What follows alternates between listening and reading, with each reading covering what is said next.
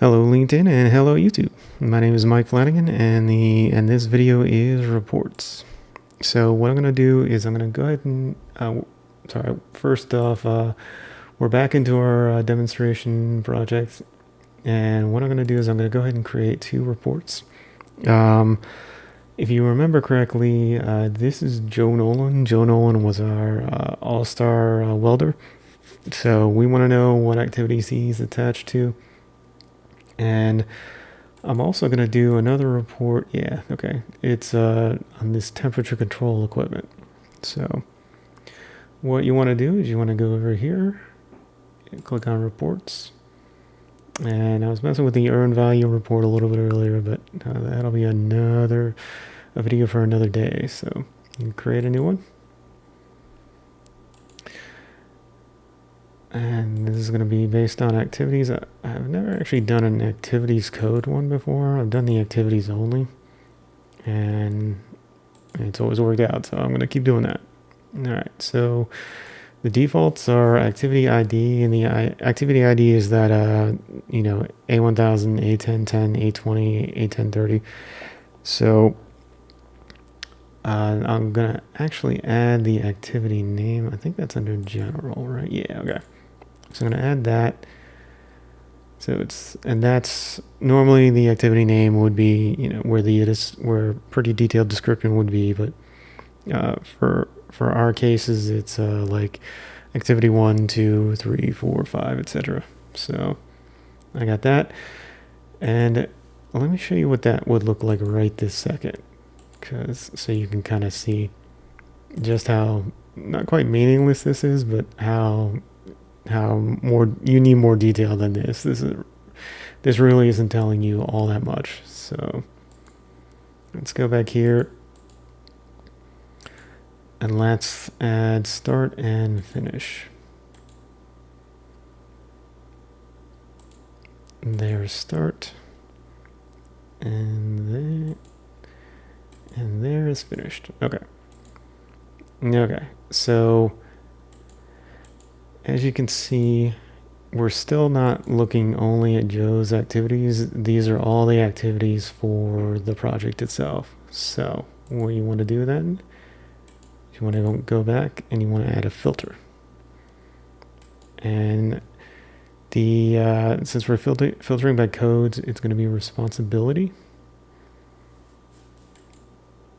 And even though I like contains equals actually works better here. And since this is the only value that we're using right now is Joe Nolan, he's our guy. Click OK. And since these are Joe's activities, I'm gonna go JOE apostrophe. All right. Those are Joe's activities. Now I'm going to run the report. All right, so as you can see, it's filtered only to what I believe are Joe's activities. This is 1040 and 1070. So I'm going to go here. I'm going to save the report real quick.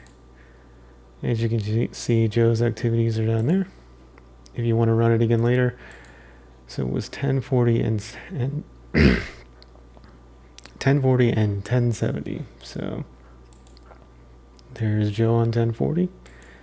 There's Joe on 1070. So as you can see, it's pretty easy to create reports. Not at all. Okay, so I'm going to go back to reports. The next one that we were going to do is for temperature control equipment. So again, I'm going to filter it by activity code, so that's going to be item. So that'll be important to remember. Oops, over to reports. And you probably wouldn't want to group this under cost, but for now I'm putting them right here. All right, so we're over here again, activities, and all right. Just do basically the same exact thing that I did. So then we want the activity name that was under general.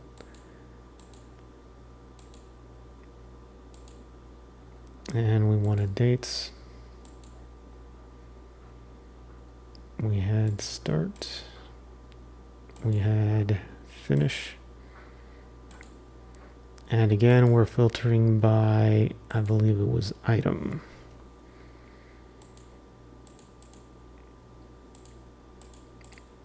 And yep, temperature control right there. Okay. So if you hit OK, then you hit next. And we'll go temp control, TEMP control. Temp control activities. I'm gonna run the report. Oh, I thought there were two. Okay, well, you have a single activity. I was gonna say that looked weird to me, but yeah, that's 11. So, okay. And now I want to, well, first off, we need to save it, just in case we want to run that again. And as you can see, it's down there. And yep, activity 11. Okay, so there you go. You don't necessarily have to run a report just on activity codes. You can run it on just about anything that you want. I probably am going to run a report on when I do some cost loading. And I definitely want to try to make an earned value report that looks useful at the very least.